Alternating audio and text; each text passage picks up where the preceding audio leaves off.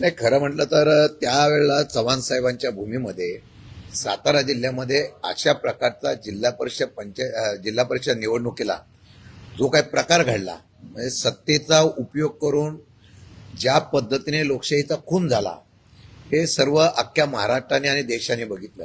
हे असं कधीच या महाराष्ट्रामध्ये झालं नव्हतं. दुर्दैव आहे ही गोष्ट साताऱ्यामध्ये घडली. त्यावेळेला मी सुद्धा तिथं साक्षीदार आहे. मला एक सांगावंसं वाटतं की राज्याचे मुख्यमंत्री, सरकार, याचबरोबर पालकमंत्री सुद्धा जिल्ह्याचा हा मुख्यमंत्र्यासारखाच असतो. त्याला सगळे अधिकार असतात. मग मुख्यमंत्र्यांनी अशा पद्धतीने ज्या वेळेला ही घटना घडली त्याचं गांभीर्य घेऊन त्याच वेळा कार्यवाही करणं गरजेचं होतं. पण पक्षीय राजकारण होतं. मी त्यावर एवढंच सांगेन की 37चा आकडा असताना सत्ता कशी घ्यावी ही लोकशाहीचा नवीन अध्याय सातारा जिल्ह्यामधून सुरू झालेला आहे.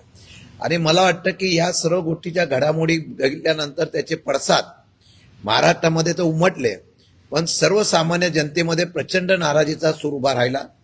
आणि या असलेल्या विधान परिषदेच्या अधिवेशनामध्ये याच्यावर फार मोठ्या प्रमाणात चर्चा सुद्धा झाली आणि त्यावेळेला कारवाई करण्याच्या संदर्भातला आम्ही सूचना पण केलेल्या आहे. एका बाजूला आम्ही कोर्टामध्ये जातोय, कोर्टामध्ये याला आव्हान करतोय. आम्ही तिथले सीसीटीव्ही फुटेज मागितलेत, अजूनपर्यंत आम्हाला देण्यात आलेले नाहीये. माझ्या माहितीप्रमाणे ज्यावेळेला ही चर्चा झाली तेव्हा सभागृहामध्ये सांगण्यात आलं होतं की याच्या संदर्भातली प्राथमिक कारवाई करायला आम्ही सुरू करू.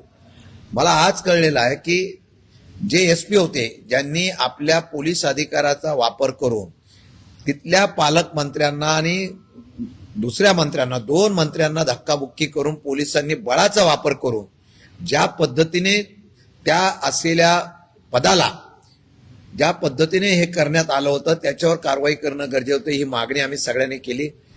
मला आज कळलं की त्यांना सक्तीच्या रजेवर पाठवलेलं आहे. पण मला दुसरीकडून असं पण करतात की त्यांनी अर्जित रजा दिलेली आहे. आता त्याची मी माहिती घेतो. सक्तीच्या रजेवर आहेत का अर्जित रजेवर गेलेले आहेत?